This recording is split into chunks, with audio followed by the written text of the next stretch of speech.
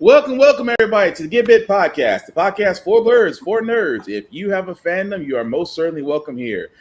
Yes, we are a little bit behind, but hey, it's Get Bit After Dark. Can't argue with that. But we are your host the most. I'm myself, Spartan, show guy Joe, Tafari TV. Fellas, it is the weekend.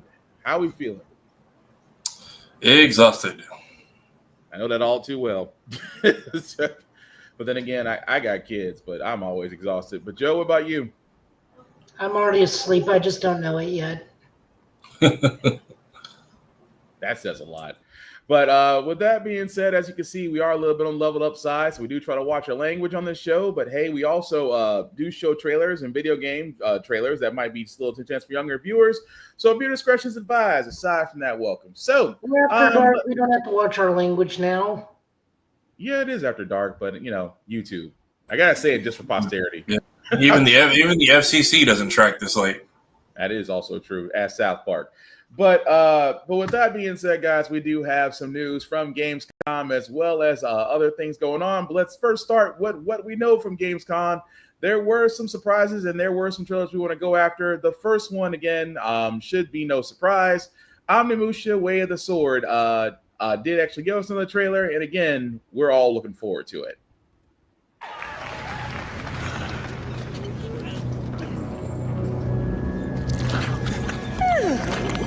Where are my manners? Hello there, fallen samurai. To think something like this was right under the city.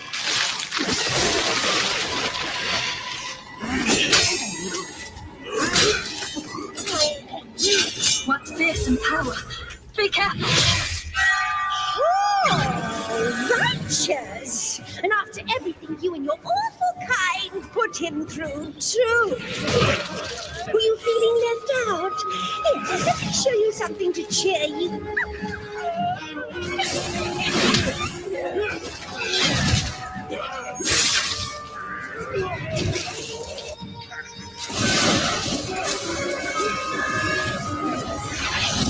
Noise controlling this lightning.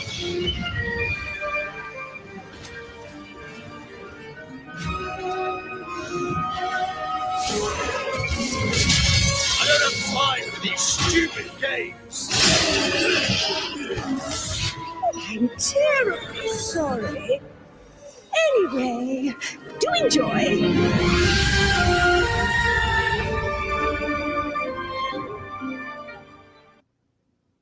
All I can sit there and say is 2026 cannot come fast enough. That was the latest trailer from Omnimusha Way of the Sword. As you can see, guys, comes out next year. Do we really need to say anything else about this game outside of just hurry up 2026, or am I missing something? We do need to emphasize that this is not a Souls game. Go play the other Onimushas to understand what style of gameplay this is. Mm-hmm. This is a parry insta-kill thing, not a parry and wait for the life bar to drop 10%. Okay. This is insta-kill at its best. As I said earlier, go watch playthroughs. Go play it yourself. It's on PSN. You can do the first one. Also, it's good to know that the B-list voice acting is once again back in the English because, oh my God, that was awful. Yes, so bad. So bad. Not as bad as Onimusha 2. Onimusha 2 is bad on purpose. This is bad because they just couldn't get union actors. You're not wrong. Tafara? Yeah, and this has been a very sword mythical hack and slash weekend or week. So I can see how Onimusha might get lumped in there. But yes, to what Joe said, this one has been here. What did Denzel Washington say? You motherfuckers will be playing basketball in Pelican Bay if it wasn't for me. Basically, Onimusha has been here. Don't get it confused with a lot of these new game. Technically 6, but 5. The 5th game on a major console. Yeah. 7, because I forgot about Onimusha Warriors, which was the Power Stone clone. Yeah. So it might look familiar, but best believe it's very much the blueprint for some of what we saw this week. So put some respect on his name. Gamescom in general is just it's either samurai Mm-hmm. or what was that thing called? Not Zone Zero, but I'm trying to see where you're going with that. no, it's like all the Honkai games. You're either a or Honkai clone or a samurai clone. Okay. I was wondering what lane you were going with on that one, but to Joe's credit, again, please go back and play the games. As you said, a few of them are available on PSN.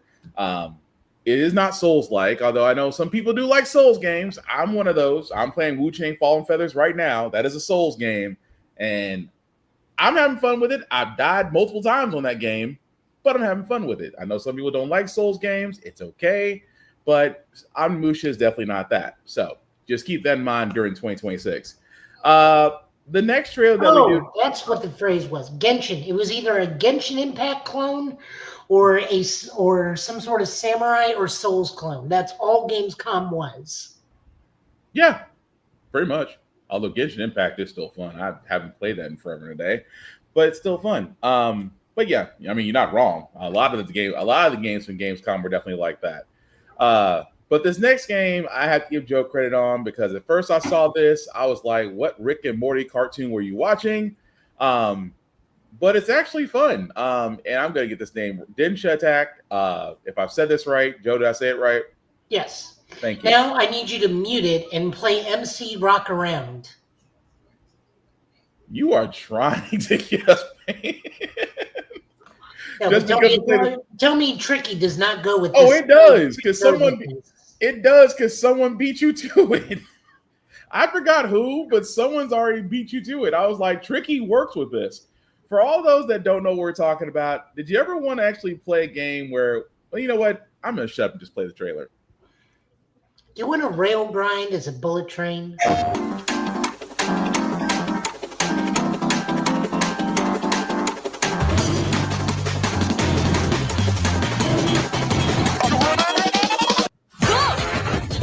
You wish Sonic was a train.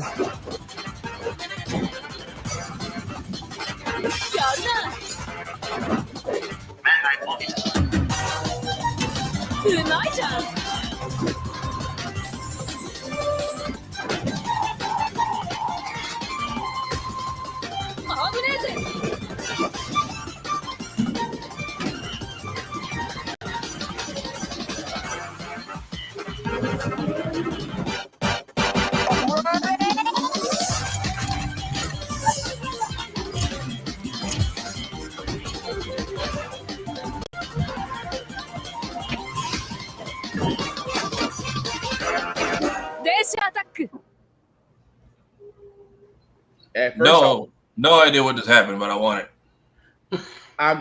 I'm the same way. As you can see, that was Densha Attack coming out in spring of next year. As Joe said, did you ever want to grind? Did you ever want to do a rail grind with a subway car? A lot more than that from what it looks like from the trailer. It's all over the place. It's over the top. Yes, Tricky would definitely work with this. I got nothing else I can say about this, but I just want to play it. This is what most people in New York will tell you what traveling by subway feels like. I would have to ask Lady Mando that question. It's giving like train stuff meets not jet set. Beautiful Joe. Yeah, that too. But what is the other one? I just had it. It was like one of the launch games for Xbox One. Taxi? Crazy Taxi, Crazy Taxi, yes. Jet Set Radio. It was another. It was like one of the first. Radio? It was like one of the first Xbox One titles. It was Sunset Overdrive. It's very much giving me like Sunset Overdrive, but with the train and Crazy Taxi sound effects. I can see that. Zombies. Like I can very much see this also being in an arcade somewhere. Oh, I'm pretty sure it will be, just because I mean, who actually, you know what? It has to be somebody that says, you know what, skateboard is outdone. Do a subway car. and just do everything insanely impossible on it. But I'm all for it. But I'm definitely playing that on the PS5 when it comes out next year because, wow. Also, wow, because I give Joe credit for this one. He found this one. Sir, do we want to explain Bounty Star first, or do you want to play the trailer? I'm going to farm, and then I'm going to go hunt down people in a robot. And then I'm going to go back and farm again because I need carrots. But I also need mech parts. But I need carrots and sometimes potatoes. I've explained the game perfectly. I'm just going to play the trailer. I'm trying not to laugh right now. Anyway, Bounty Star. He's only laughing because I did actually explain the game perfectly.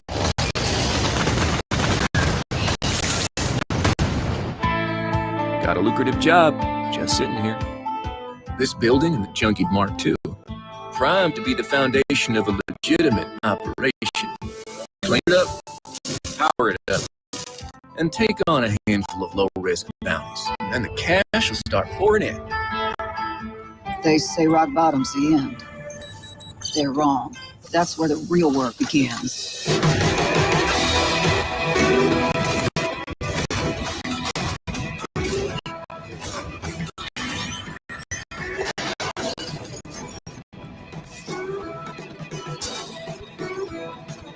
Being in this place for a moment reminded me of greener times and places. It was good for me. I tried to run away from the things I've done. Thought distance could bury them. But ghosts don't care how far you ride. And I'm tired of running.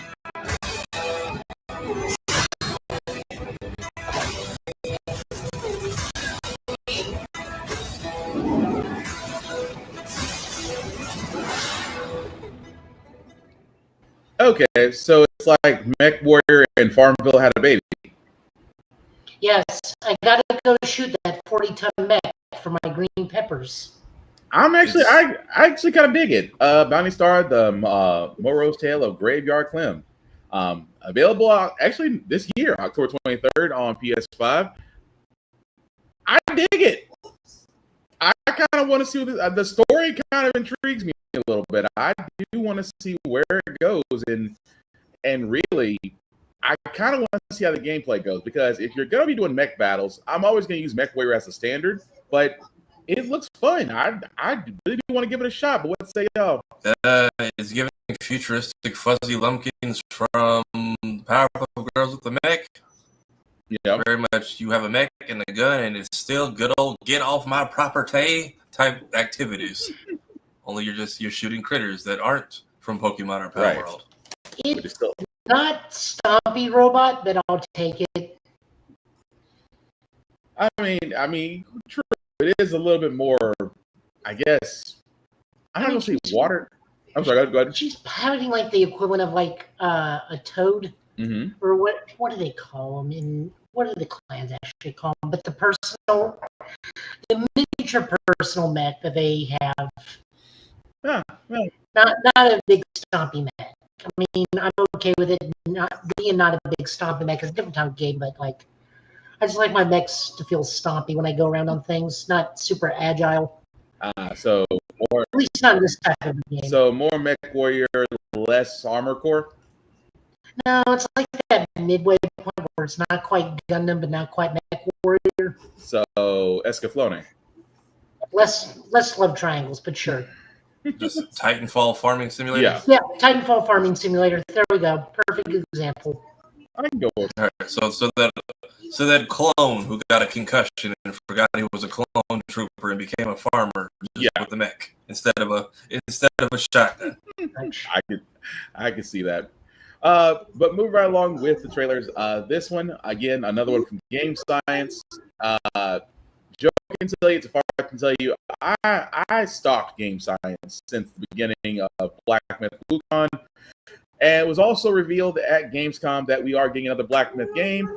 This one I am looking forward to because I had to do some research on it because I know the name of the individual. I know the name of this mythological character, but I forgot what he does. A but spirit again, medium and exorcist. In real life, he was a brilliant scholar, but he was butt ugly. So the emperor told him, "I don't care how smart you are, you're too ugly for my court. Go kill yourself." So he will not be making an appearance in Apothecary Diaries. He will not. But he is, through mythological means, a powerful, spirit medium and exorcist. Yep. So he's just a really, really ugly Yusuke. That being said, here's the teaser trailer. Dang it, joke.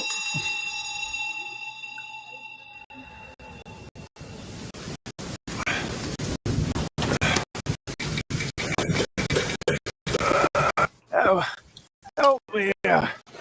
You ain't even trying. It's all me. Look at that belly of yours. Where's the mountain? Hey, you're falling back, losing again. Got that coswork. Master will take us back, as long as we keep that mountain in our heart. Hey, no scolding, no flogging, life's spared. What risk going back? This place, we've got food on our table and...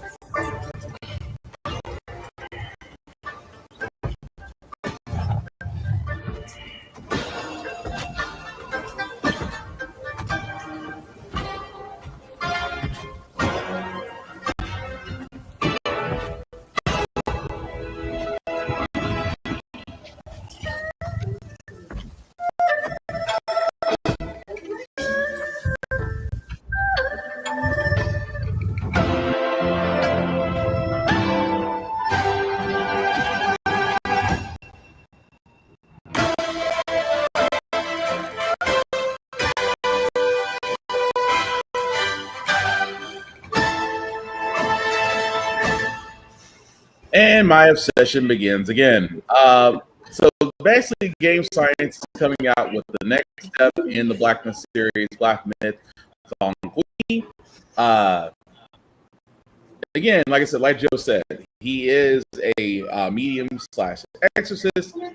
I had to remind myself of his story, so it's just the whole idea of where he's going to go with it. Game Science has already shown us what they can do with Wukong, of course, with the Monkey King and the War in Heaven. I can only imagine what they're going to do with this character. But outside of the teaser trailer, what do we think? You go ahead, Joe. I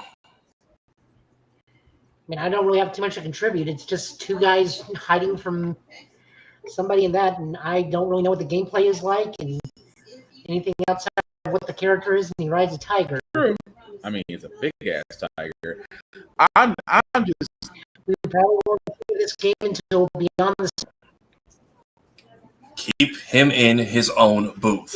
But yeah, I'm not mad at it. I'm just like, I feel like we just got Wukong after waiting so long for it. So if this is a Reddit, if it's coming soon, I feel like it's a little too early for us to be getting just another Black Myth game, because I don't want them to be formulaic.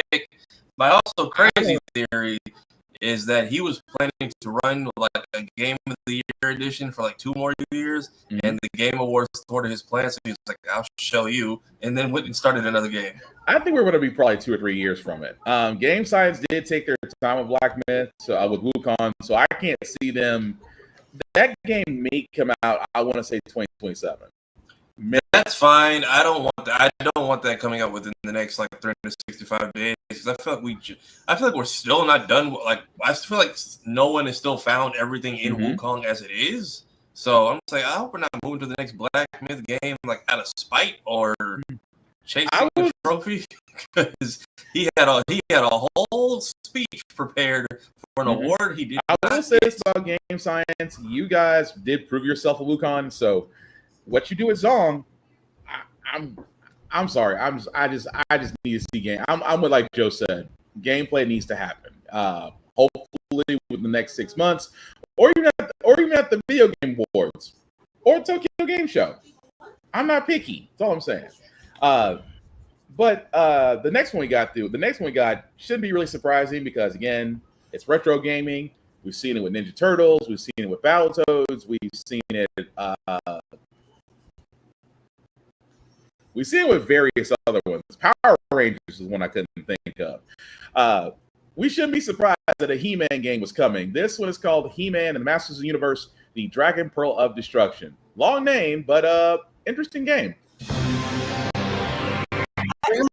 My skull is mine. Not so fast, Skeletor. Whoa, what's happening? He-Man and the Masters of the Universe, Dragon Pearl of Destruction, coming soon to all platforms? Yes, it's He-Man and the Masters of the Universe, Dragon Pearl of Destruction. Intense beat-em-up action that puts the power in your hands. Grab a friend and fight for eternity with 4 playable heroes, classic arcade controls. He-Man and the Masters of the Universe, Dragon Pearl of Destruction, coming soon. From Limited Run Games.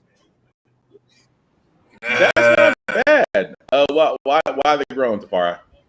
Because Limited Run Games. I mean, I hope it's I hope this is a digital and not only physical, because if it's limited run, you're not seeing that game. Somebody's on She-Ra being the hidden character. Yep, probably will be. Probably will be the hidden character. Still all platforms, so again, that's not bad. I think it's going to wind up being digital only, just because almost every game that has been the retro style, I don't even think none of them have physical copies. Am I wrong on that, Safari? This style, they usually are, but Limited Run is the one who handles the distribution. Mm-hmm. So, like, if you ordered Rita Repulsa last year, you're probably getting it just now. Like, I ordered, and they had a change of, like, hierarchy and CEOs and junk. So, like there have been multiple times where my friends will put a package in the group just like, bro, I forgot what the fuck I ordered. Like, that is how long, like, they make to order, which is cool. But if your mailman hates you, you just spent like $60 to $200 on something that like can't be replaced. They have like one physical store. I don't know where it is, in some lost basement that you can actually buy stuff from. But like, I got the Force Unleashed physical that when it first dropped, Samurai Jack Battle Time, and sometimes it'll come out like everywhere, but you'll get like a unique case if you order through them. But whoever their new people are, turnaround time is doubled. Like, I ordered Force Unleashed in 2022. I got mine last. We're pissed because like, you did all that waiting just for it to be the PS2 port. Yeah, that does kind of, for 2 years, you think you think a little bit more upscale. What are you thinking, Joe? So, what do you think we're getting next? Thundercat? SWAT Cats. No, we need something I good. Wish. What? Hey.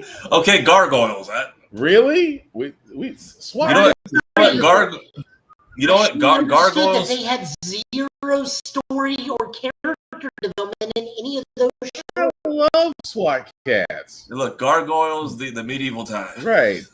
I mean, Gargoyles. I was gonna say or Transformers. So we got like 80s cartoon. They're doing 80s stuff and Power Rangers. And 80s Transformers, Thundercats, Silverhawks, Brave Star. And if you really know your stuff, big bad Beetleborgs beat 'em up. I'm not that. I'm not mad. You really want Ghost Jay Leno and digital 32-bit? Yes. You're lying. Because we all know we want digital Mystic Knights of Tyr and Oak. Don't bring that. Don't summon that into existence. All right, fine. Digital. I know where you're going. No. Beverly Hills. I know you were going to say that. Digital Samurai. That was gonna be my. I mean, Superhuman Cyber Squad. I'm not mad about that. Digital Los Luchadores. Not actually mad about that one either. Yeah, I know. Nice Tiger Sharks. Yeah, we had Street Frogs to beat them up. You know, we've had like 3. I mean, yeah, Battletoads. Yeah, we've had 3 of these for TMNT. I don't remember if Battletoads got their own. We had Rita's Revenge like last year. Yeah, the Proud Family's going. I'm also wouldn't be mad at a Proud Family beat 'em up. I mean, we did get Simpsons home. We did get Simpsons Hit and Run. The way that but like Sugar Mama has to be overpowered. The way that last season ended, the beat 'em up will be Oscar's belt on Penny's ass. Like, I'm just saying, but no. But yeah, if they do the retro games, I wouldn't be mad about a Transformers one. But honestly, 32-bit fall of / what was it, War for Cybertron type deal. I would be okay with that. Yeah, War for Cybertron was pretty good. And special moves, you just turn into your ult and run into the character. I mean, they did get Grimlock down because you had to. That was some fight between Grimlock and Megatron's arcs. Those were some fights, but person can dream. Moving right along, we do have another updated trailer from Ninja Gaiden 4. Again, this is focusing more on the Raven clan versus the Hayabusa clan. But the gore and everything else is still there.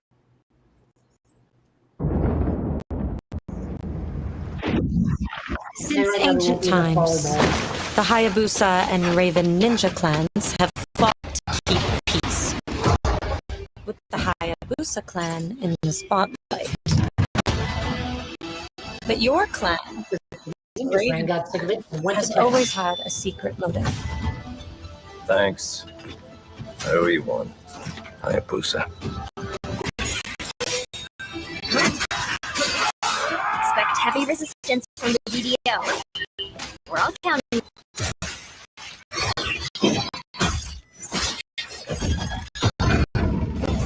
Giacomo, just focus on the hostiles for now. Understood. Stop this madness. Stay away from the Dark Dragon Seal. Go back home to your little raven nest. Or die here. If you truly think you have what it takes to slay the Dark Dragon, prove it. The very even a mortal such as yourself has heard of me, I am sure. Die, insect.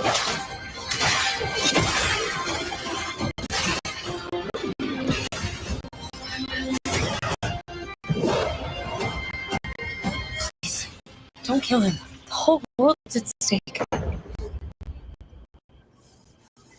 All right, so that was the trailer for Ninja Gaiden 4, as you can see, coming out October 21st of this year for PS5, and also eventually for Xbox as well. Of course, pre-orders have already started in.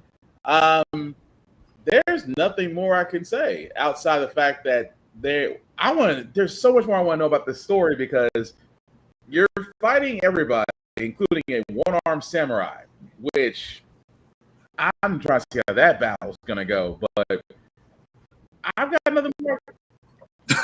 You're terrible. You know what? I brought that on myself. I opened that door. I brought that. That's a letter kitty moment. That's a letter kitty moment. I brought myself in on that one. But no, there's this. I'm excited. It's just a couple months away, so I can't wait to actually. This might be one of the games that I actually will just go ahead and pay full price for. But what are you guys thinking?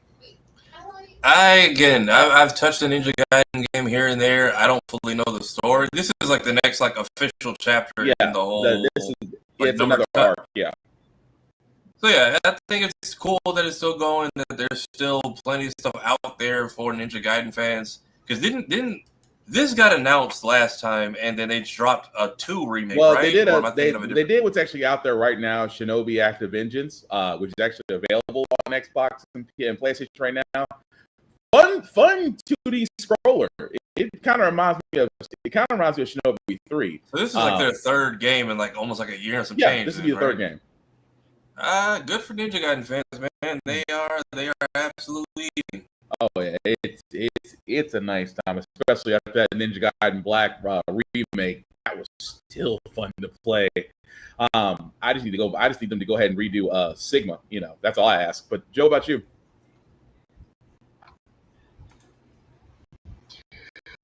I mean, I think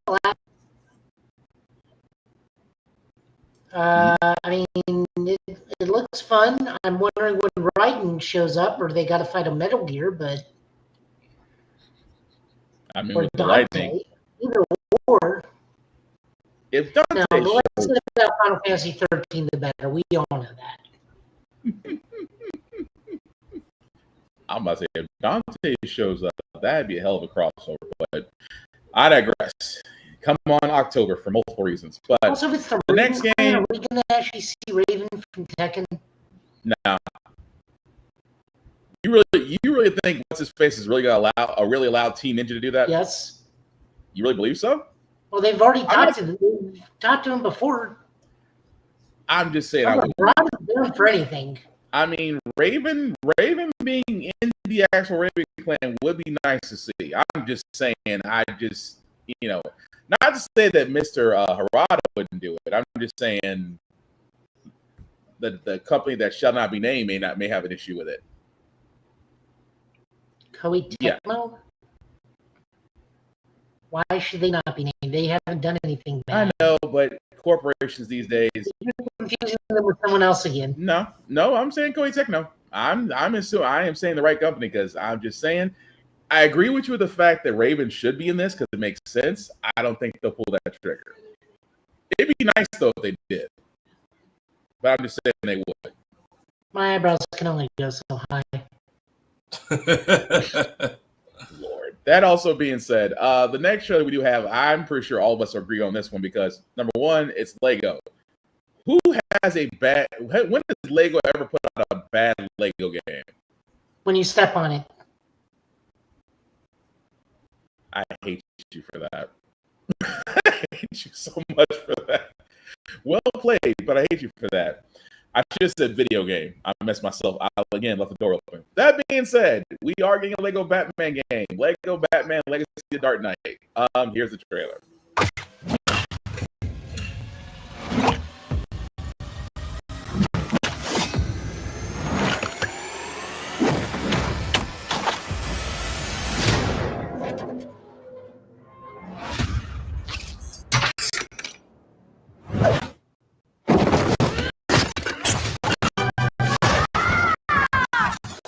I need to become more than a man.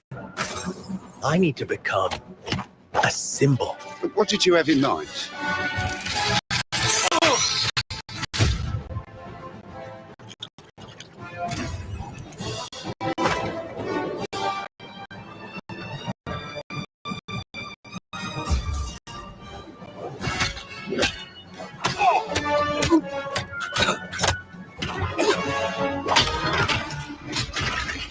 Who are you? I'm Batman. Serious. You want to get nuts? Let's get nuts. I'm allergic to nuts. Who's the man behind the mask?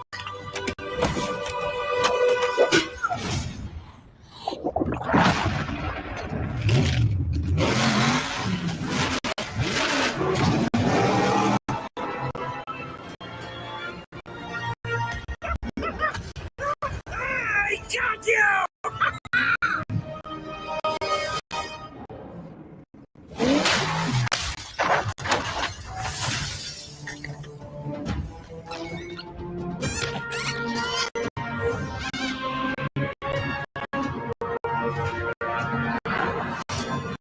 You think darkness is your ally.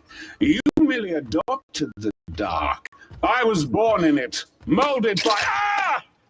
Who put that there? I could have really hurt myself.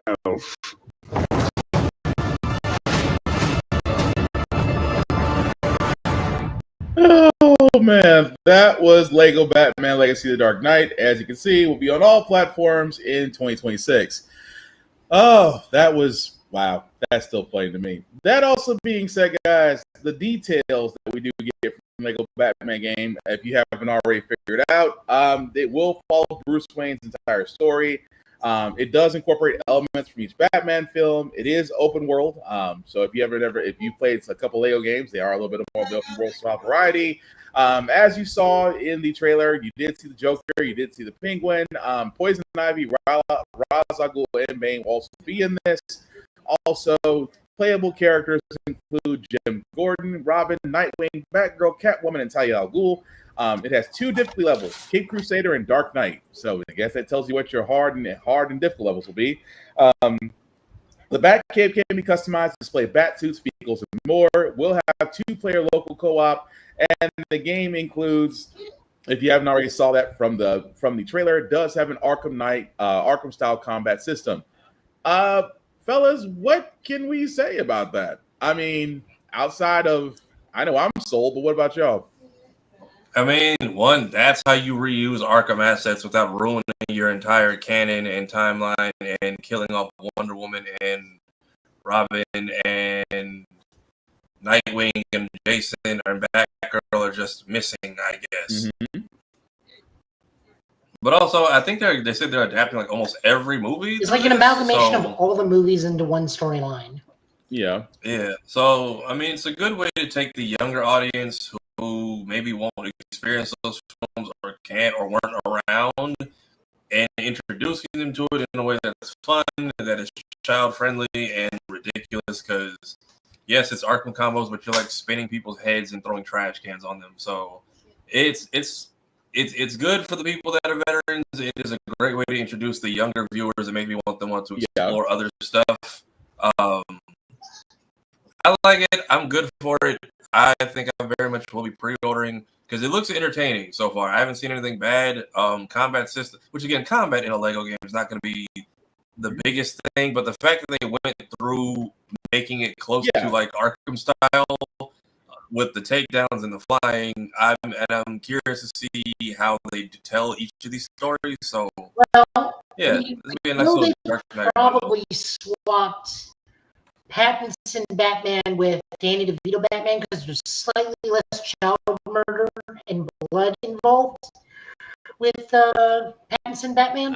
Well, they did do the Penguin chase scene from his movie, so I'm curious. I would think it'd be more Colin Farrell than Danny DeVito. Yes, because again, slightly less child murder involved with the Colin Farrell version. Well, with that, we just have political assassinations. So yeah, pretty much. But the most important thing we're all missing here is Matt Berry voicing Bane, and you can clearly hear him. I'm sorry, that just sticks with me. All I want to hear him do is that one line from What We Do in Shadows and just yell "Bat." I'm sure it's in there somewhere. Also, what was with them? There was one of them at IGN doing like yeses or no's or no comments, and it's like, is there a reference to this? Yes. Is there a reference to this? No comment. Which I'm curious. I'm curious to what jokes they poke at the studio that get them like pulled from shelves on week 1. Oh, there's at least gonna be a lot, but either way, 2026 is kind of shaping out to be a lot of new releases that we're expecting. But speaking of things that I wasn't expecting to see anytime soon, especially from the Netflix side, Blue Eye Samurai. If you have not already seen it, you should actually see the first season of Blue Eye Samurai. So far I've seen it. We freaking love it. Again, if you haven't seen it, I would highly recommend that you do, as we are about to actually get season 2, which is the trailer we're about to show now. It's a demon's path, littered with death.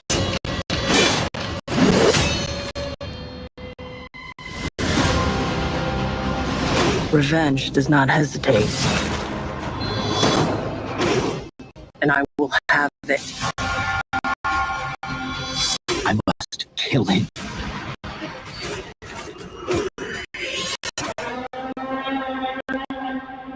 It is time for me to begin my quest. Hi, I'm Michael Green. Amber Noizumi. We're the co-creators of Blue Eye Samurai. This is Jane Wu, executive producer on Blue Eye Samurai Season 2. Misa's journey remains the same. Revenge is her religion.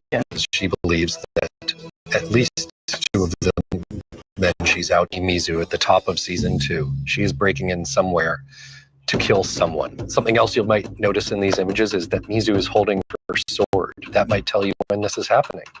In Season 2, we see the sword maker, we see Taigen, we see Ringo, we see Akemi. There are also going to be maybe some people you thought died who maybe are still alive. Really going to give them that? No? Part of second season is refining a live action philosophy. You have to get stunt people that knows what they're doing. When we started Blue Eye Samurai, we had no idea if anyone would be interested in this, if anyone would think it's fun, if we would even be allowed to make it. So we want to say thank you to the fans for showing up. This is a story that needs to be told, and animation happens to be a very good medium to tell the story. I can't wait to share what we have in store for Blue Eye Samurai Season 2. I promise you, you won't be disappointed.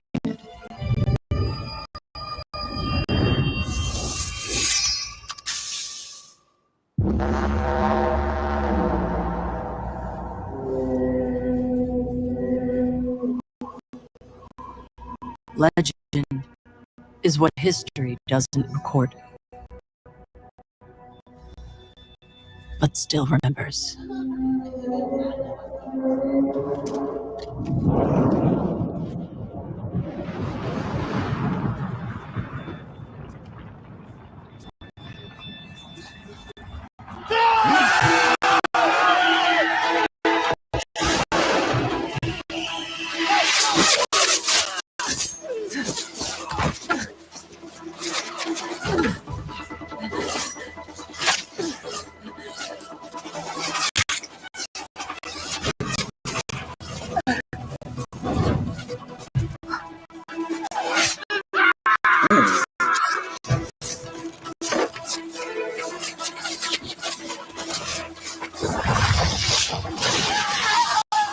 God, not the burning oil.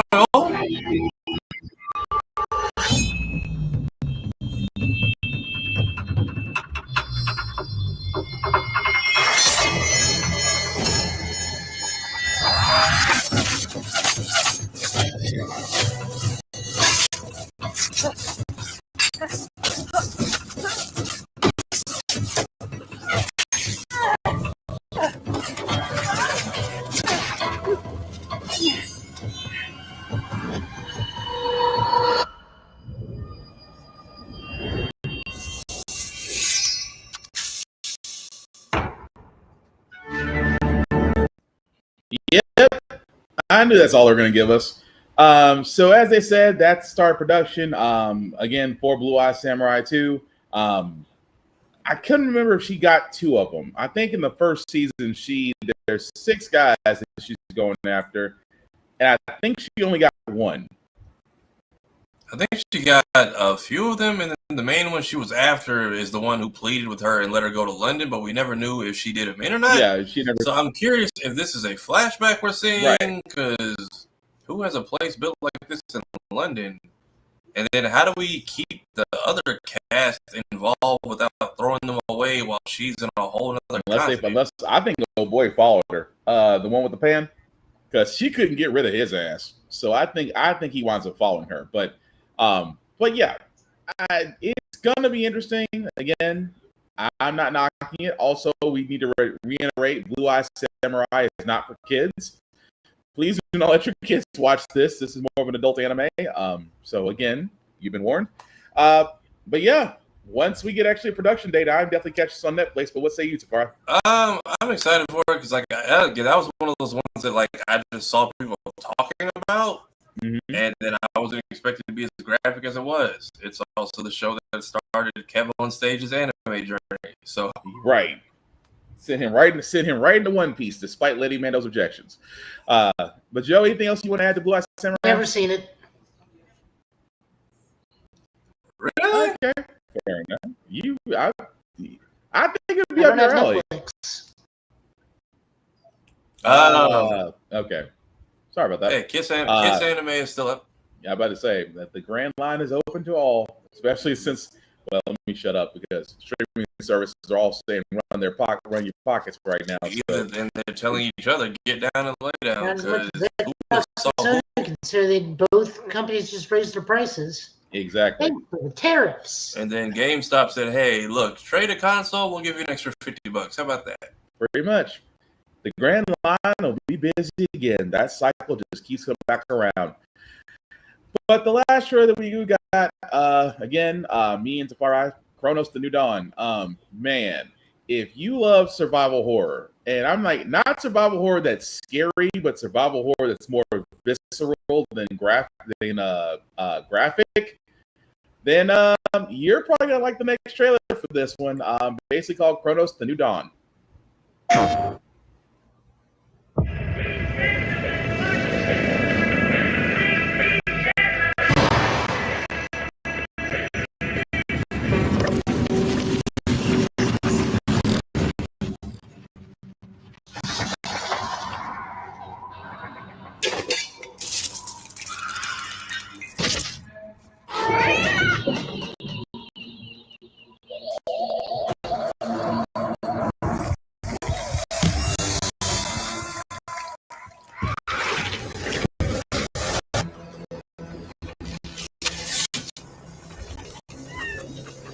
Are you glad to see me, friend?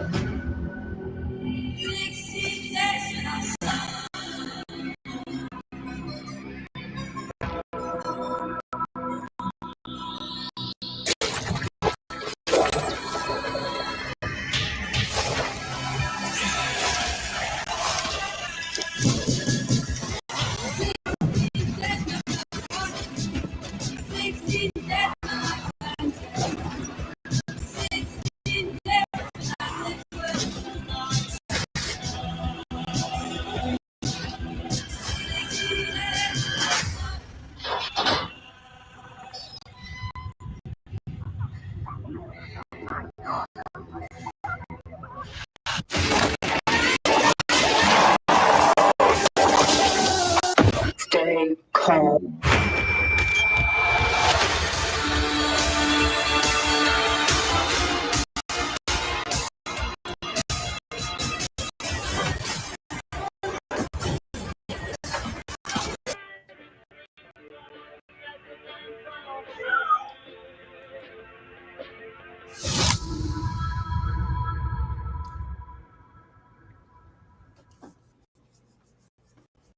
That, all I can say is wow. That was Chronos: The New Dawn. As you see, guys, comes out September 5th. Not too far from now, right after Labor Day of this year. Like I said, if you love Dead Space, Alan Wake, I'm trying to think of every survival horror game out there. Even The Quarry. This is gonna be up your alley because it is definitely a mind trip. I definitely want to give this a shot once it comes out on PS5. But Tafari, what say you? That's it. It's kind of giving me Dead Space meets Dead by Daylight, with maybe some weird extraterrestrial / interdimensional kind of crazy. Because I mean, everything with the suit and I don't know, maybe cats are just sacred and untouchable in this world. I don't know. But it looks interesting enough as it is. Yeah, I'm definitely digging that. Joe, would this entice you to play it, or would this be a wave it as you pass it by? What are we even talking about? Chronos: The New Dawn. I know what I said. Dang, you already? Not interested, sir. What? Not interested. Sure. I'm gonna take that as a no. I mean, there was a couple of them that came through Gamescom. And I was just like, all right, like Indiana Jones got some DLC. Cool. I'm glad that game is doing well. I feel like people picked it up and put it down like immediately. I saw we have CDL Simulator Road here now. Kings. I want to play that. Yeah, I want to play that. I feel like that game is going to be weirdly more popular than they expected. Whoever came up with that trailer was a genius. Like they got the cinematics down. I'm like, this is literally just CDL Trucker Simulator. Oh, but but again, and like Joe and like Tafara said, there were other games that did also get announced as well. Just for time's sake, we really couldn't go into them. Especially with like Lords of the Fallen, Warhammer 4. I can keep going on the list. Damon Egg, Fallout, which again, footage from Fallout Season 2, which we will definitely cover. If not this episode, the next episode. Toxic Commando, Honor of King's World. I mean, like I said, Silent Hill F. We can keep going down the list. There were almost, I think, I'm close to 40 to 50 games that were announced during opening games, and then subsequently on following days after that. But one thing, outside of the trailers that we did show, there was a couple of news bits that we did want to get into, especially in the world of Monster Hunter Wilds. To which, and forgive me, guys, I'm waiting for my assistant to catch up with me. There we go. So, Final Fantasy 14 and Monster Hunter Wilds are doing a crossover event with Omega and Arkveld. Joe, I know you got the information on this, so exactly what's happening with this collaboration event? So we're once again collabing with Final Fantasy 14 as we did Monster Hunter World. Mm-hmm.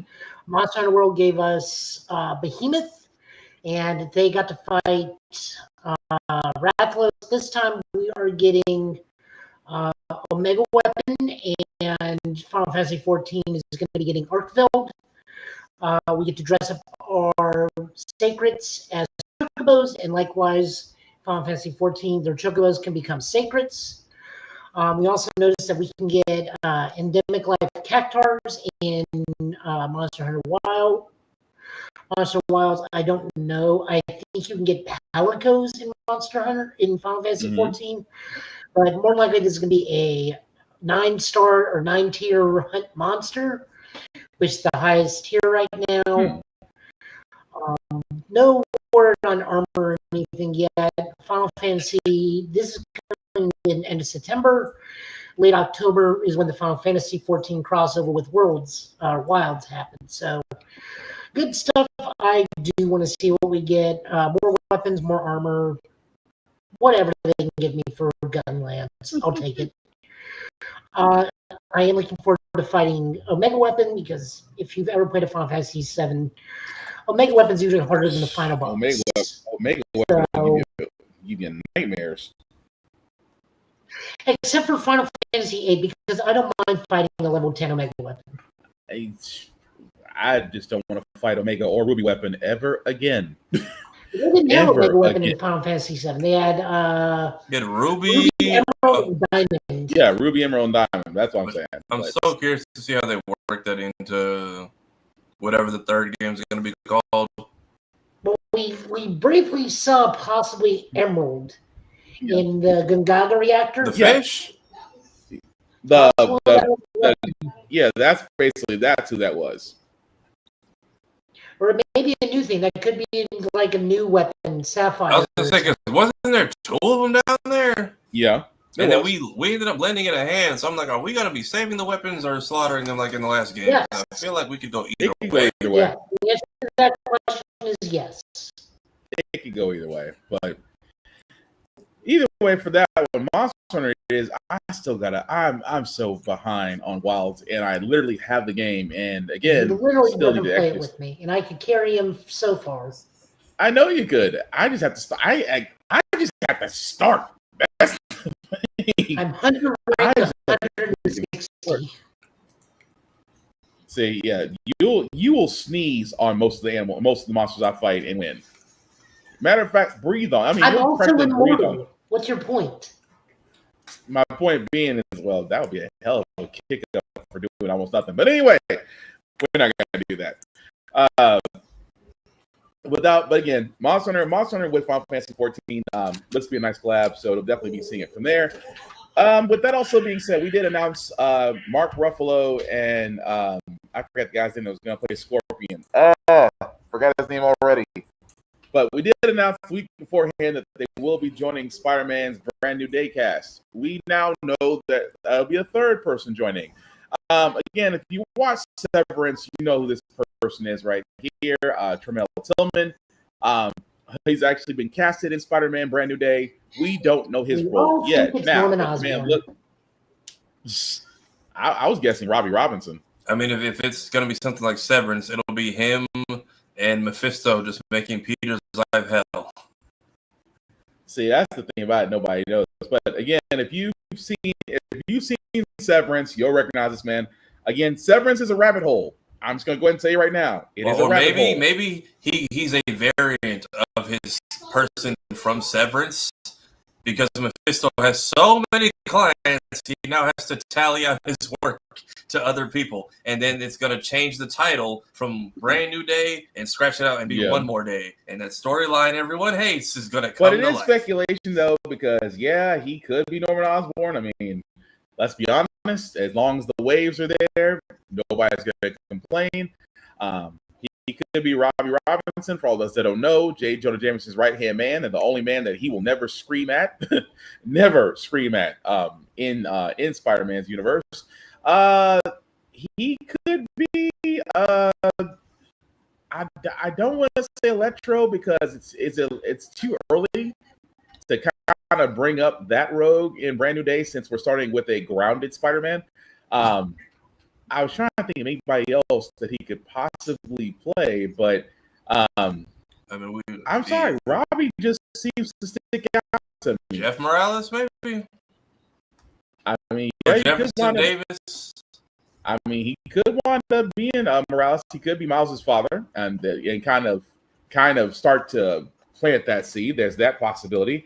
I honestly, the more I think about it, the more I'm just like, I don't know, and I think they love it. They love the fact that, of course, again, Mr. Tillman, amazing actor, but who knows? It's almost like Denzel. You don't know what Denzel's going to play in Black Panther, but you know it's going to be a role. In the same sense with Mr. Tillman, we don't know what role he is playing in Spider-Man Brand New Day. I want to say it's going to be a villain. I could be completely wrong, and he could be Mr. Negative for all I know. It just depends. I thought they had like an Asian casting call for a accurate Mr. Negative, or at least a Martin Lee. Then again, they also got Hulk and Florence Pugh and Punisher in here, so I think it's still a grounded level story, but I think it's very much going to be a Spider-Man story of one swing through New York, you will literally see everyone doing their own business. So. Yeah, but that's the thing. That's the thing, though. It's like, who would he play? Because someone even, it's just like Norman Osborn, Tombstone. You said Jefferson Davis.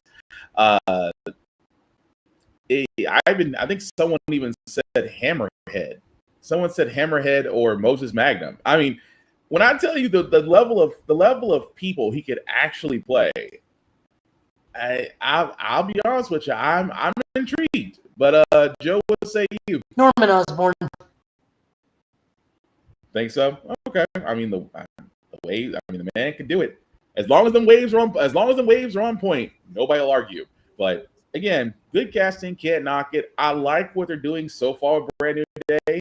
I think I want to say Marvel's listening to us. I want to say that with absolute certainty. Marvel is listening to us. We need to hope that Sony is listening to Marvel. That part.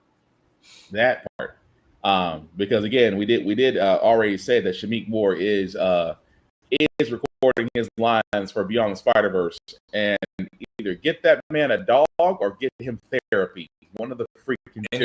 Either way, what do you mean just now recording? Y'all delayed it like 6 times. Nobody on that cast has been that busy. Like, why are we just now? That is a fair assessment, but that's, I guess, because of I want to say because of the previous movies. Maybe that was it, or the fact that there had to be such red tape.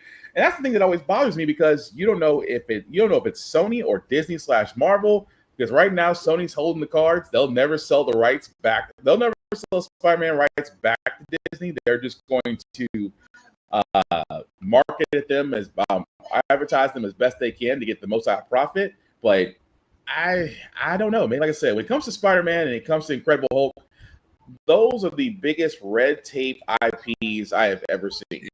It's either that or like the animation studio saw that K-pop Demon Slayer money and was like, you know what? Let's ride this thing out for like another year. Probably so. But I think it'll be good. I feel like I know too much, and I would like to stop. Yeah, I mean they should, but will they? That's the question. But speaking of questions, though, this is probably going to be the shortest answer I could ever give about this. But with Gamescom, they did Microsoft did actually show off their with the Republican gamers. So we did actually get to see the Xbox Ally X version of their deck. They did give a little bit of the specs for the raw Xbox Ally and Xbox Ally X. What they didn't say, outside the fact that they're going to be available October 16th, we still don't know the price. Do we want to even speculate? Because, again, they have been talking about this handheld. We have sat there and said that this handheld will probably be the end of the Xbox One X and XS runs. As you know, they're going to more handheld games now, more PC run games now. Do we even want to speculate, or just go ahead and say we're looking at PS5 Pro prices for this thing? Then $699, high end $899. Hey, Jesus, but that's not far off. Whatever old console prices were before this increase on every team, probably that. I'm just saying, we're gonna do prices right. I'm like, yeah, I agree with Joe. $699 for one, $899 for other. I can see them doing that because, again, and mark my words, they're going to shortchange the inventory.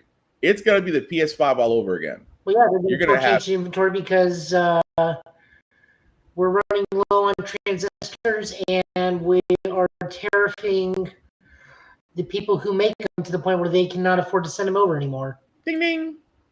So yeah, it is going to be yeah. I'm sorry, I get it. The handheld area, the handheld market is starting to heat up, but like Joe said, tariffs and whatnot are destroying conductors, resistance, and semiconductors, resistors, and other microcomponents that we do get overseas that are being 4 times the amount cost to get them over here. So yes, those same components used in smart devices, electronics, things of that nature, will jack up prices. But I'll say this before we move on to the next bit of news. Even at those prices, is the Ally X worth it? No, because we already have a Steam Deck. Yeah, that half the price. And before Steam Decks, we had Backbones, and then Sony just made their own version and put a label on it. So I'm good. Because that's what I'm getting at. There's nothing about the Ally X that, like you guys said, there's already Steam Decks out there. There's you can get for $300, $400, you can get a OLED U Steam Deck at 1 terabyte of memory for less than $400 right now, which again would do everything and even plays Xbox PC Game Pass. So, Microsoft, you honestly got your work cut out for you, because again, it's going to be hard for us to even validate a price point like that. But again, I digress. Also, what was announced during opening games night for Gamescom, Sekiro is getting an anime, and it's coming to Crunchyroll. Jesus, Crunchyroll, you were supposed to be the one that brought balance to the force, not destroy it. The anime is basically going to be called Sekiro No Defeat. It's basically going to be channeling Sekiro Shadows Die Twice. There's not an official wording on where the story is going, whether or not it's going to be following the game. It just lets us know that it's going to be a reimagining of the Sengoku era in Japan. So I would say this: if you play the game, I wouldn't expect the game to be the same. I'm sorry, I wouldn't expect the anime to be the same. So as you can see here from the screenshots, I mean, I'm not knocking it. I get Ninja Scroll vibes, and Ninja Scroll was still beautiful animation in my opinion. But overall, from what it looks like, I'm intrigued to see where they go with the Wolf and the Young Master. Of course, the samurai that again gave Wolf a one-handed approach, if you get my drift. But yeah, I'm digging it as far as what it looks like. Although it is Crunchyroll, but let's be honest, Unless you're on the Grand Line, you got to pick your streaming somewhere. But fellas, what are we thinking of the animation, and are we going to be watching outside of myself? I'll check it out just because I haven't actually played Sekiro, but this looks very well done. It looks like they took their time with it, and they at least put a lot of thought and love into each frame.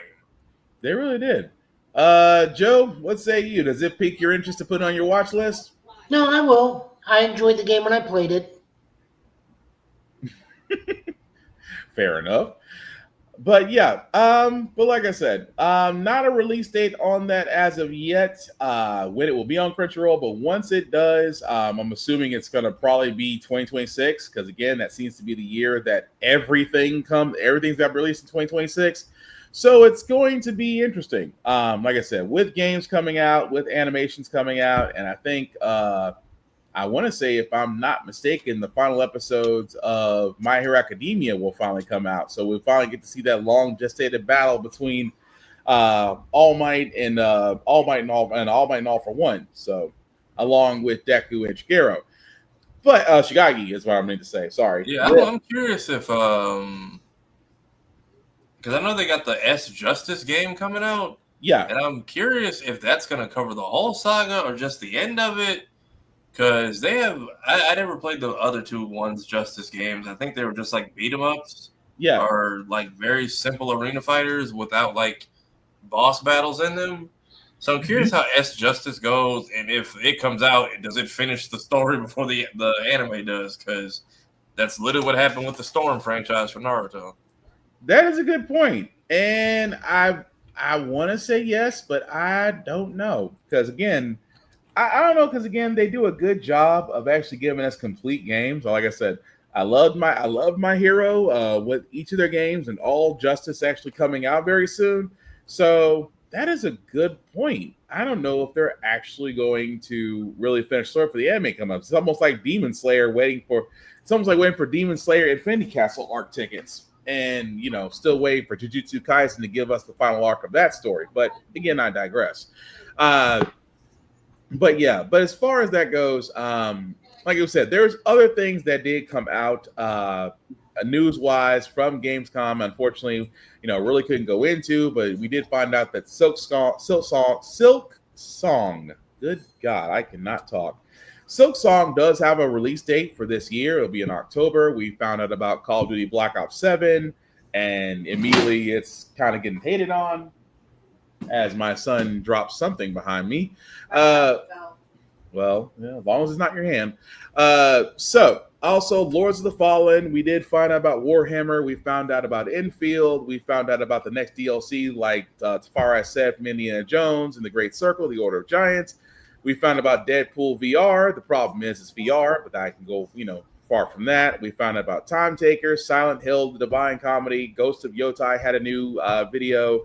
But we can keep on going from there. But as these games do get closer and more does come out, we will definitely do our best to actually show them and discuss them properly. But show-wise, guys, I know Peacemaker did come out. Peacemaker did come out as of yesterday. This is the first episode of the second season. I do know that Alien Earth did have a new episode. Outside of that, fellas, did you guys have any thoughts or opinions on either one of those shows? Because unfortunately, life was lifing, so I have yet to get to them. Actually, going back, if somebody explained to me the Silk Song hype, like I knew Hollow Knight had fans. I didn't know it had like fans like that. Oh, yeah. Like I saw people, as Mushu said, popping out of the woodwork like daisies, like, oh my God, it's real. And I'm like, I didn't know y'all were waiting. And everybody was posting the All Might meme of like, it's your turn. It's like, don't worry, Kingdom Hearts fans, we'll get you. I'm like, I didn't know we were in line next to anybody. Because they kept pushing it back. It's like I think we saw Hollow Knight. I think Hollow Knight was, dear God, 2022, 21. So, and I didn't know. I know it did well. I didn't know Hollow Knight had like a hype behind it like this. Yeah, Hollow Knight is basically. I will say this: Hollow Knight is like Cuphead if Cuphead had several sequels. Because the fighting, the fighting aspect is good. There's plenty of challenges. It's not boring. It's cinematic, and it engages you. Like, don't get me wrong, 2017 was the first game. Sorry.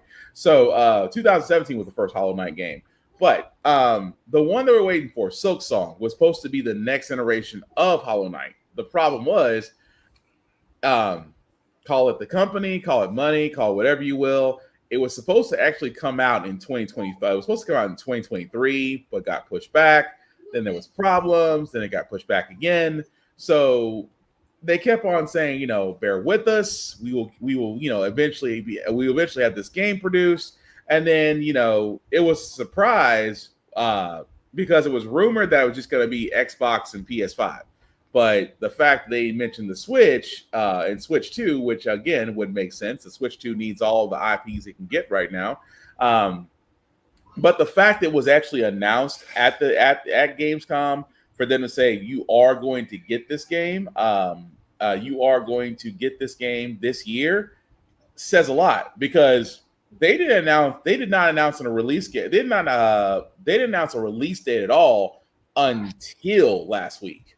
So that's why a lot of people, myself included, we're excited. But like you said, Tafari, you kind of put us in the same way as you guys on that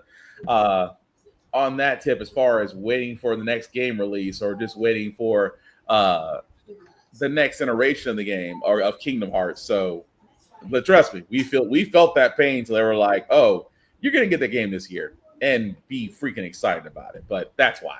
Okay. But yeah, outside of that, like I said, I still got to catch up on King of the Hill because I haven't finished that series yet. But yeah, you guys want to get reviews on anything that you guys are watching or just want to let people know about? We saw face hugger surgery this week, so that's so they did show it. Also, I didn't realize they were that fully formed. As I thought they launched as eggs. I didn't know they were just like basically xenomorph baby. Xenomorph, what is it? Tadpoles with teeth? Oh, so it did. Okay, answers one of my two questions. Yeah, they show the actual parasite the facehugger implants you with this time, which is brand new lore to everything. Like, we knew they implanted you with something, but we've never seen it before. Mm-hmm. And this is the first time we've seen it shown. And seeing how he burrows his way into the living tissue, I'm like, you guys don't feel that? Like, even the people who wake up and chest burst later, like, that doesn't hurt? No, because remember, they completely asphyxiate you, and you're unconscious while that's happening. That is true. You are knocked out while they impregnate you.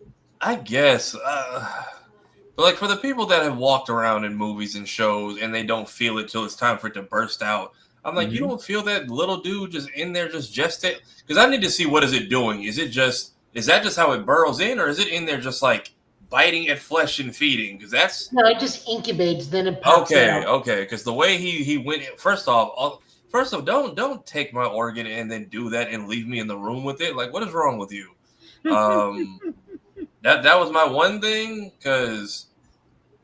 But I'm curious to see what happens now. Also, nice to know that a synthetic can basically go toe to toe with the xenomorph. Oh, wait, she killed it? Yeah. She very basically squares up with it. But I guess synthetics are sensitive because she passes out. So she doesn't die. She killed it, but she survived. Yeah, she leaks a little bit of white blood and then coma, I guess, for her. And now she may be psychically linked to it. What was that? I was so confused. What is that about? So they either mix blood or she has some DNA. She can't have DNA because this is the first time Prodigy has a xenomorph. But she's somehow psychologically linked to it. Yeah. Was she linked before the battle, or did they show? No, like they had like a whole fight, and then when they're dissecting the face hugger, she's like having brain embolisms along with. We also see that she has like a muscle in her back spike up for a hot second. Go back and watch where she initially feels the thing. I haven't seen it. That one's too far out. Okay. If you go back to that one scene and look at the back of her neck, and it kind of spikes out for a hot second. Yeah, you know what it was? But it was that along with the guy, the telepathic talk between the two synthetics. Like, I'm still not getting what the other dudes, the Wayland guy who failed. Oh, the cyborg. He just knows that the kid. He just knows that the Indian kid is like the weakest of all women, easy to manipulate. I figure because he's like, I used to be a dad. I'm like, you are a liar, sir. Huh. And if we're maybe jumping body to body, how old are you? And plus, he needs him to come out in the open because remember he put the data disc on his neck. That's what I was like. What was that about? I thought he was gonna like flatline right there when he did that. Yeah, he like had the data disc fingernail and then put it on the Indian dude's neck. Oh, that's what he was. Okay, I have still gotta go watch this. I just gotta see this fight. I had to see this fight where she actually survived because boy, you don't see everything. They very much find a way to. That's the budget off screen, and then you kind of see the results, which then budget comes back for xenomorph surgery and surgery.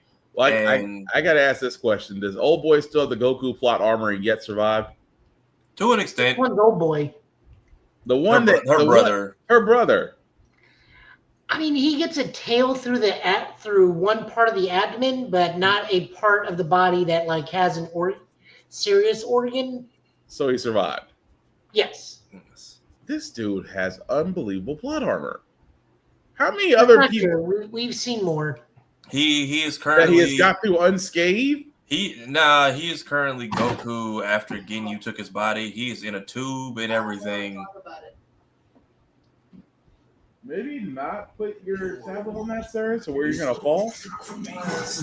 He is currently Goku after Ginyu stole his body. He's like in an incubation tube and all, trying to heal.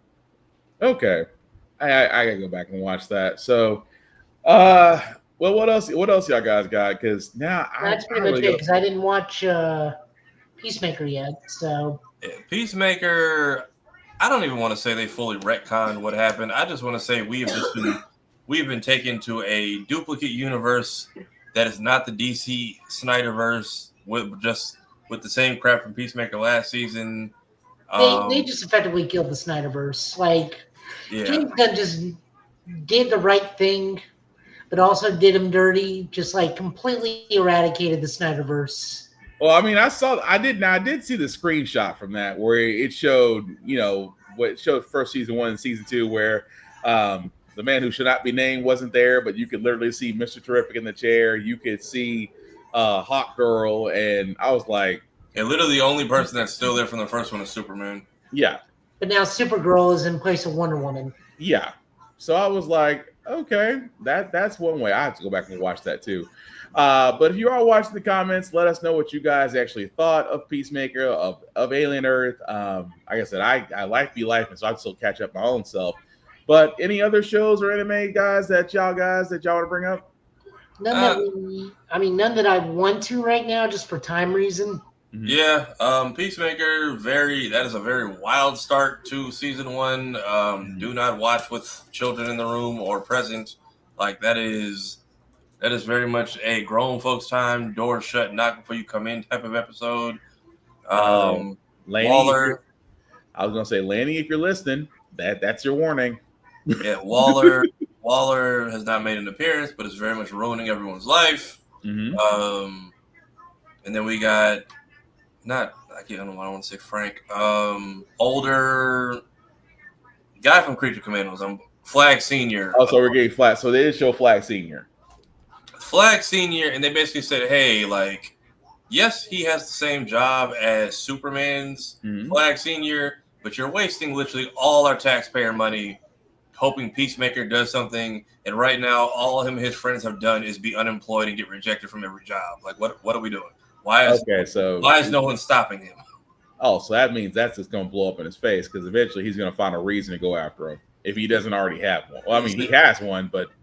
So, yeah, they all know, like, yeah, they didn't explain how, but, like, yeah, he knows you killed his son, and he keeps trying to, like, find reasons to go after you, but you've just been home crying and drinking for weeks. So, and everyone's kind of just in their own miserable states right now, minus the guy, the bearded dude who works at Belle Reve. Oh, so what's his face? Shoot. So he works at. Oh, wow. Because that's why he was in Creature Commandos, because he got re-stationed over there. Right. But now Flag is calling all of them because he's like, hey, you're his friends, right? Go check on them and report them. And it's just like, dude, like, what? Stop. It's like you're just trying to find dirt. And then we realize, other dimensions, other doors, crazy shit. Kind of emotional in the first episode. So, good start. Curious to see how they clean this up in the end, or if it's just over for Peacemaker by the time the show's done. Yeah, that's fair. Well, let us know in the comments what you guys think of the shows that we brought up, as well as shows that you yourself may have already got up. But with that being said, we are going to go ahead and go into comics. But before we do, we always do want to shout out Rick's Comic City, Nashville's #1 go-to place for comic book stores, for mangas, for pretty much everything under the sun when it comes to world of pop culture. You name it, they got it. Can be found there. 2 locations, Nashville, Tennessee, and Clarksville, Tennessee, as well as rickscomiccity.com. Definitely check them out. Show them love if you are in the Middle Tennessee area. Also, if you are in the Middle Tennessee area, not because this handsome gentleman right there is not just working there. It's well, you can always check him out there. Trying to keep customers. Why don't you keep showing that one hideous face that's going to drive people away? Zoom in on the marshmallow Pikachus. I was gonna say you guys have the Pikachus. You got the Pikachus, but just if they make the Mega, what was the one that they just ruined? That was in the Mega Dragonite. Mega Dragonite, not Dragonite. The other one that had the whole parental advisory Yeah, please. I know there's gonna be a plushie. Don't do it. Look how they massacre my boy. So that is actually the Nintendo licensed master sword that lights up and makes sound effects. Nice. So as Joe's trying to distract himself from $500 or one functional hook shot. I still want that. But as Joe is trying to distract us, please go check him out at Middle Tennessee Gaming. Not because Joe works there and he can give you helpful advice, but they also offer TCG gaming, video gaming, retcon, things of that nature, and they're good and friendly people. Why? Because one of our own is over there, despite the fact that he says he's not friendly. He is. As he tries to do a stone face right now. But no, I'm very friendly. I just have a hideous mug, and this is a horrible picture of him. Jesus. For example, today we had a draft where 100% of the draft proceeds went to those affected to the Bellevue apartment fire. Mm-hmm. And that will also be the case for tomorrow's event, where again, all the event proceeds that we'll be hosting the event for will also go to those affected to the Bellevue apartment fires. Yeah, so if you can donate, every little bit does help. But definitely check out Middle Tennessee Gaming. They are located in the Bellevue area. I need to get the address next time. Joe, do you got the address? All you got to do is go off exit 196, and it's in the same plaza as the Subway and Chinese buffet. Well, if you're local, you know what he's talking about. But with that being said, guys, also support your local libraries, support your local indie artists, support your local comic book stores, because they all need our patronage. Joe, I do see that you got your comics up, sir, so give me just 1 second, because there we go. So, whenever you're ready.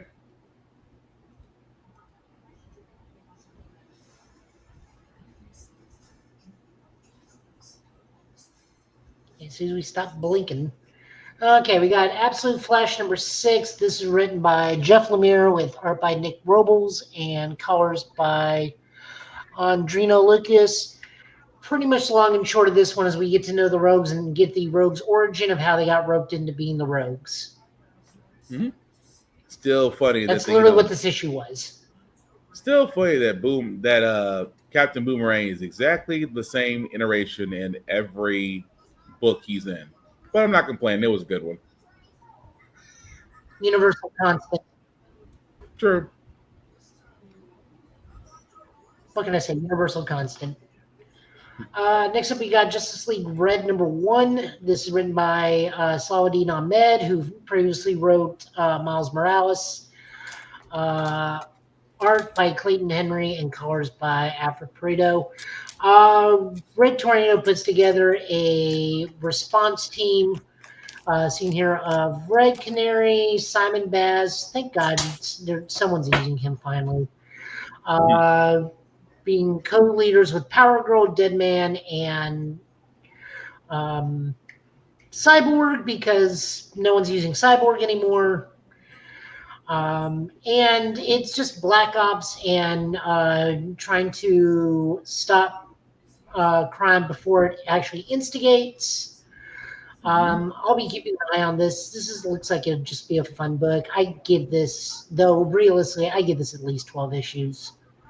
Yeah, this would be a fun book, but I also realize what the readership is right now, and this will probably max out at 12 issues. I hope to be proven wrong, but I just got one of those feelings.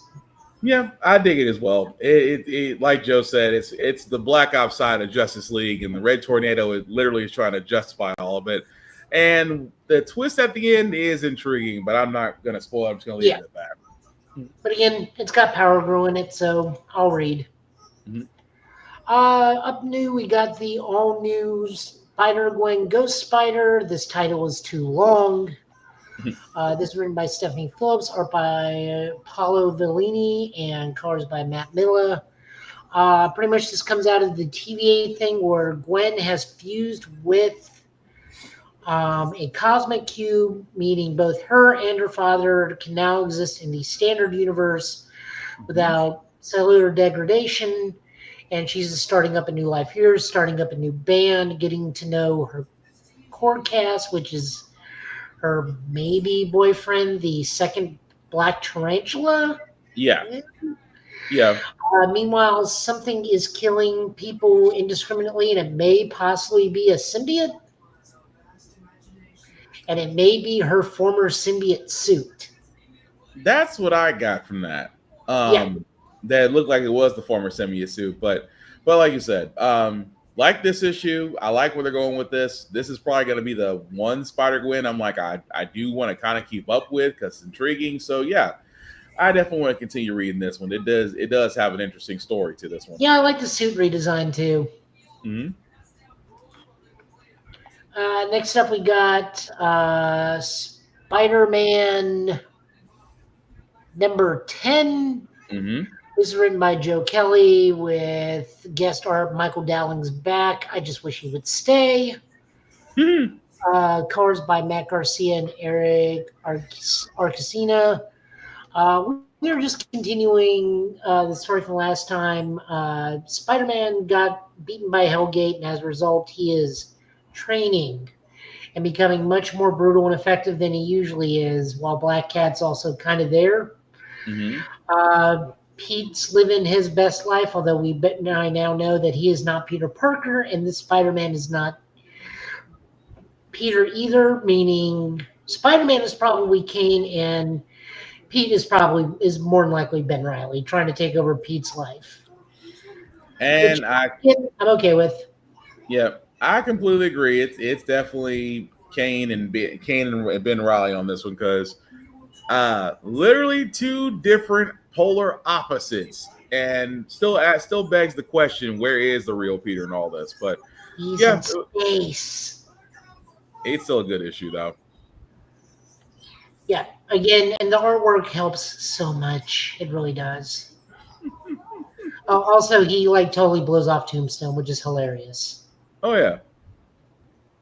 Ben just has zero time for Tombstone. I was like, I don't have time for you. Just you want Spider-Man so badly, you can call him yourself. I'm not your errand boy.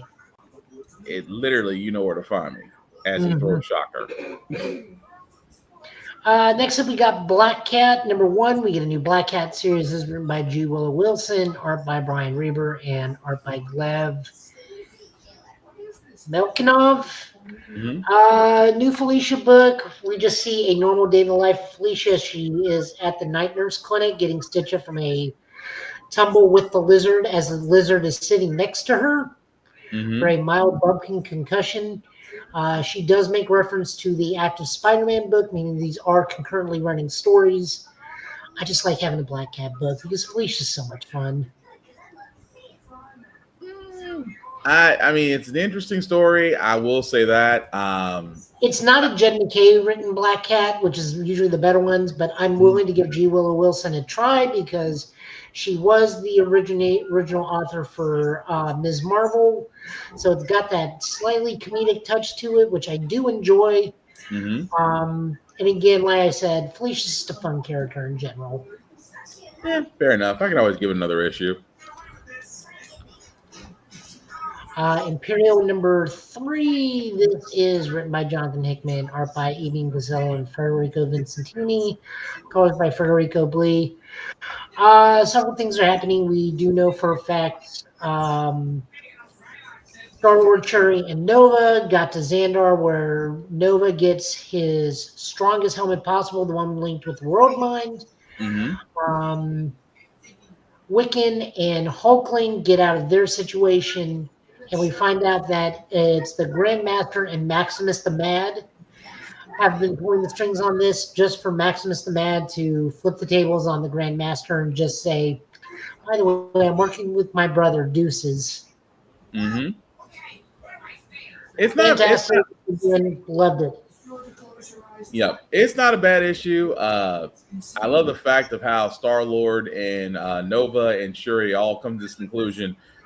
We have to hurry up and beat my brother before my brother gets here with the rest of everyone, because it's just gonna be a And the thing about it is, it's like everybody's fighting everybody else, but no one is actually looking to see the real enemy. That's always like, so it becomes a race on beating T'Challa. Okay, I can see that. Yep. Solid. Love it to death. New Avengers number 3. This is written by Sam Humphries, art by Ton Lima, and colors by Rain Brito. We take down Bucky wants the Hulk on the team. Hulk says no. Yeah. Banner says, by the way, you guys are the new Avengers. Clea teleports them out of there because Hulk's getting ready to just murder everybody because this is the new version of the Hulk. By the way, go read the Hulk book. It's really good. And everybody winds up in Hokkaido, Japan, where we meet the hybridized Professor X variant, and also Carnage Eddie Brock is now on the team. And stuff happens there. This is a good solid Thunderbolts book, just disguised as the new Avengers. But this is a new Thunderbolts book. Yep, it is interesting. I will say that. I do like Carnage in this capacity. He's kind of funny in this one. The fact that he's kind of the voice of reason, like you're gonna really let him take that? You of all people? I was like, that's kind of instigating, but that is Carnage. And again, reason why Wolverines don't smile. That smile is terrifying. I'm having so much fun. and then proceeds to scare everybody. Oh god, yeah, that's terrifying. Next up, we got Godzilla Destroys the Marvel Universe. This is written by Jerry Dugan with art by Javier Garron, Paco Medina, and Joanne Cabal with art by Jesus Aburitov. The Fantastic Four have to come from the future, deliver a present for the future to try to save the present. Meanwhile, the villains joined in because Godzilla stomped their favorite bar.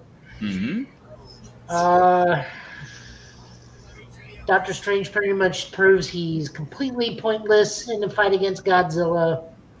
And Godzilla's been thrown into the walls between universes for the moment. He will be back. He always comes back. Oh, Godzilla gets to fight Fin Fang Foom. It goes exactly how you think it's going to go.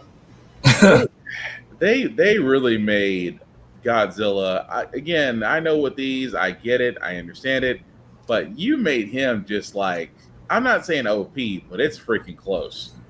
Well, I mean, he's been a citizen of the Marvel Universe before, and they even explained, like, the last time we fought him, he was not this strong. Yeah. and give it, and I will give it to Peter to hurry up and get the Venom symbiote away from Godzilla. It's like you do not want to see a symbiotic a kaiju. I'm sorry. So at least that's one bullet we dodged. Oh, thank God. Next up, we got G.I. Joe number 10. This is written by Joshua Williamson, art by Andrea Molina, and colors by Lee Lowridge. Cover Girl and Baroness continue their fight for Baron Blood, but it's a bluff. Clutch and Hound go looking for Energon so that Hound doesn't power down, but Risks finds him and wrongly assumes that he's a Cobra double agent. Meanwhile, Cobra shows up and it's like, we're going to take you as hostages. And then behind them is Hound, who's just stalking all of them. And this is why I sit there and say that story is finally going to come to a head, because there's no way I'm speculating in the next episode, there's just no way that it's just not going to be a secret anymore. I'm kind of mad it was Risk and it wasn't Matt Tracker. Now we get that Mask time. We did meet Matt Tracker in the free comic book day thing, so we know Mask is officially part of this universe. Yeah. And that Mask is using retrofitted Cybertronian tech to transform vehicles, which has always made more sense to me than anything. Yeah. On how that universe is. But I was kind of disappointed it was Risk and not Matt Tracker. But still, just the big picture of Hound just like looming over all of Cobra was fantastic. Oh, and something about Destro and Cobra Commander, but Yeah, that's gonna come to a head anyway. But yeah, I think the secret is gonna be out between the Transformers and Cobra and G.I. Joe. I just think that's coming to a head in the next issue. And then finally, we got Ghost Pepper number 2. This is written by Ludo Lullaby and art by Andrino Lucas. The long and short of this is we get the history of what this world is through Leloid telling Ash about how someone defeated somebody known as the Great Cinder. And Ash is like, what the fuck are you talking about? I'm the one who fought that dude. That was so funny. If and there then was ever Ash's counterpart, Eve, I want to say her name was. Yeah, Eve. And then we see the big bad is actually a very caring family man. If Akuma had children, that's what the best. It's just like, well, we do this to honor these things because the great ones defeated Cinder, and Ash just like, what are you talking about? That part was funny. It's like you worship him. He really almost got to the point there he was beyond insulted. He's like, of anybody should be getting that type of love. It should be me. but the next issue is teased that Leroy's former boss, who drives an even bigger food truck than she is, because really this is just Mad Max with food trucks. Pretty much. Which I love to that. This is a great concept. We're going to keep an eye on this one. But yeah, definitely fun. Yep. That's all the comics we got this week. All right. Well, with that being said, guys, we are going to go ahead and sign on off. We do thank everybody that liked, that watched, that let people know it's live. We certainly appreciate that. Again, apologize for the late start, guys. Life be lifing, but still thanks for hanging out with us. I'm going to start first with the man, the myth, the legend. He is everywhere. Tafara, you want to let people know what you're up to, sir? Yeah, I'm still posting on my channel. Trying to keep it up to date as possible. There's a Power Rangers skit because SPD's first 2 episodes made me laugh a lot. Also, the Power Rangers collab with Fortnite was great timing. I honestly finally watched the 2017 film. I don't know why Saban dropped the ball on that. What else we got going on? Clips are still coming out on Blurred's Eye View, so still doing that Monday, Wednesdays, and Fridays. Podcast is back Tuesdays and Thursdays. Still streaming Monday, Wednesdays, and Fridays, so you can catch me Monday. I think we have like 2 more streams left for Twilight Princess, and that adventure is over. Just started Code Lyoko Quest for Infinity. Fridays, I think I'm going to try to see if I can do more one and done games. Did the entire Ed, Edd n Eddy game last week. Did all of TMNT today. There's also a post on my community tab here on YouTube. So if you see any suggestions up there you think I should burn through, let me know. Next week, I may attempt to try to go back and do the what if mode for Spider-Man, because I know that there are things in there that I'm probably going to have a mental flashbang when I see them. So that's kind of on the docket for now. All right. Cool with that. Joe, another busy man. Again, because yes, this man makes me look lazy about how busy he is. But Joe, you want to let people know what you're up to and what you'll be doing, sir?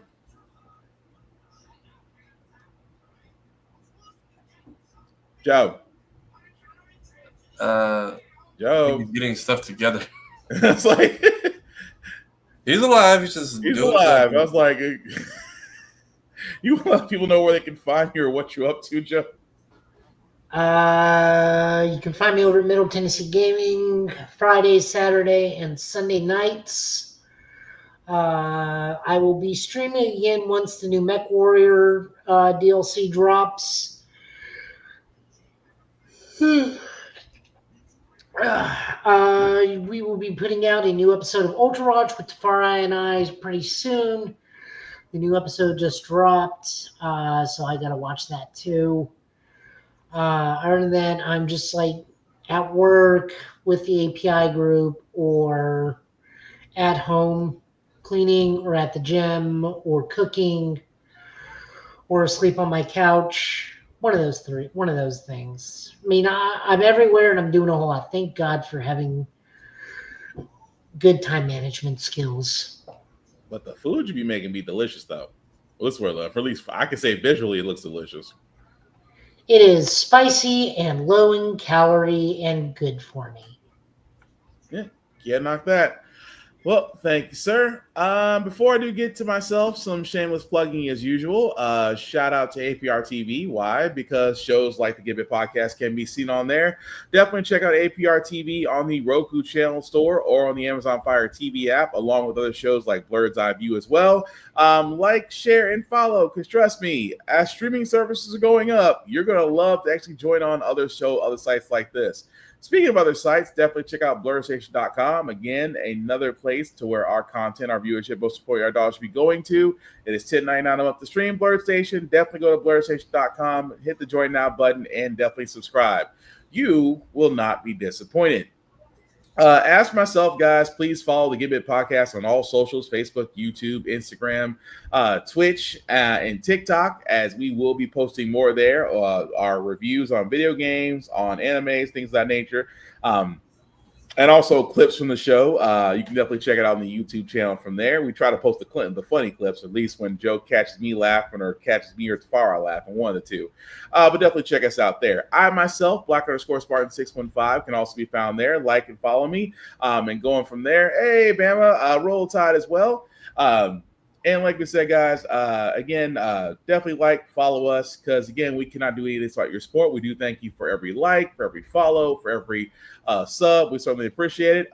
You missed us, man, but hey, you can always catch us back on the replay, because we definitely will be back up. But with that being said, like we said, thank you all for watching. I myself will be streaming not tonight, but tomorrow, back on Wu Chang Fallen Feathers again. Trying out a Souls-like game to see if I can play it and beat it. So definitely follow me, Black_Spartan, on Twitch or TikTok or Instagram. They'll be streaming on all of those. Outside of that, the best things I can say, guys, again, don't doom scroll, protect your peace, protect your strong friends, check on your friends, call or text. At the same time, guys, the rules are still the same. Respect the cosplayer at all times. Please wash your ass, and wear clean clothes. At the same time, talk, share, and discuss your fandoms. Don't be a dick, and we'll all be cool. Also, definitely check out Blurred's Eye View every Tuesday and Thursday, as Tafari said, on the YouTube channel. Check out Room Full of Blurreds. Check out BlurredCon Speaks. Check out Show Quote. Check out Geek by Heart. Check out Fresh Nails Press, Fresh Press by Z, because we call her a nail tactician. Again, like and share with all these people, because that's what we try to do. We try to spread the love. We don't gatekeep. We simply want to provide you guys with good entertainment. That being said, as we are wrapping this up, guys, we'll be back here next week, San Get Bit Time, San Get Bit channel, with news of the week as well as updates to games on anime and things of that nature. But we do thank you for hanging out with us. Guys, any last words we call tonight? Congrats, Bubsy. People still remember you. It's true. Joe? Remember, we do not support John Walker in any way, shape, or form in this podcast. I don't know that was coming. I've been Spartan. He's been Joe. He's been Tafara TV. This has been the Give It Podcast from that, guys. Do take care of yourselves and each other. I promise we will somehow make it through this, probably with another John Walker reference. Peace.